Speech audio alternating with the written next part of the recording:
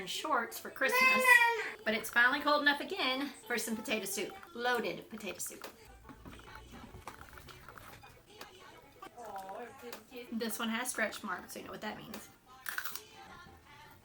Come try it back. And jalapenos hot? Mm-hmm. It's real hot. You check it out one time. Edible. As good as that mine? Yes, it is yours. Olivia! Cut your bacon into lardons. All that means is tiny little pieces. I did 5 pieces of thick cut bacon. While the bacon is cooking, dice up an onion. You know what to do with these. We want to create a chunky potato soup because JG's not a fan of soups. So if you don't want it chunky, dice it even smaller.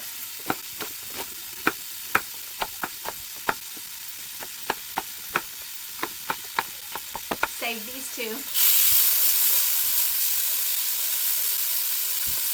What? What do you want, little girl? What do you want? No, it's hot. And a couple celery stalks. Yes, I know they're called ribs. Here, rinse these for me. Save these two.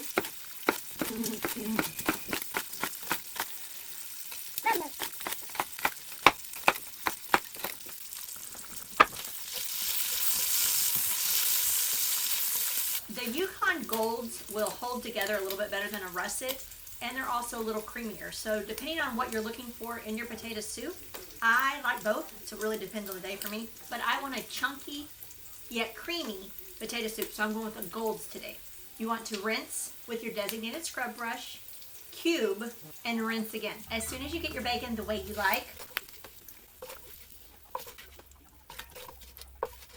set aside. Add in your onion and celery. I'm cutting my potatoes into various size cubes because I want some to disintegrate and create the creamy broth, but I still want some chunky potatoes in there.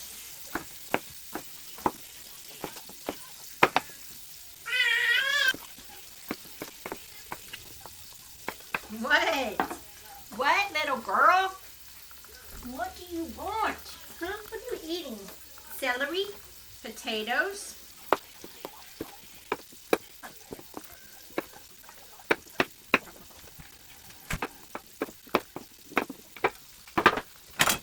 onions, and celery, fresh garlic, as much as you'd like.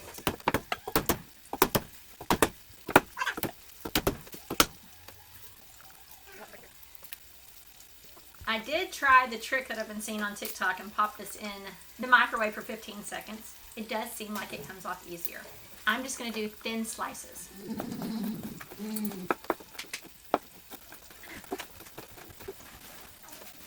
Yes, of course, save all this too. Saute for about 3 or 4 minutes. Add a little chicken bouillon, your favorite Creole or Cajun seasoning, black pepper, onion powder, a little bit of flour. We're going to make a gravy. There are 2 ways you can thicken this, actually 3, with the potatoes themselves, or you can make a gravy roux in the beginning, or you can mix cornstarch and water or some sort of liquid towards the end. I don't think I've ever made potato soup the same way twice. Cook this down for a few minutes. We want to get that flour taste out. Now we're going to add our non-dairy liquids. I made some vegetable broth a while back from all those scraps that I've been saving. I'm going to add 2 cups. This is just going to give it more flavor and add more nutrients. Carly, come look. And watch this right now. And I'm going to start with about 3 cups of water. I know a lot of you say, oh, I would use chicken broth when I add water. Well, in my mind, that's kind of what I'm doing because I'm using chicken bouillon and water. Add in your potatoes. Bring this to a simmer and allow it to cook until the potatoes are tender.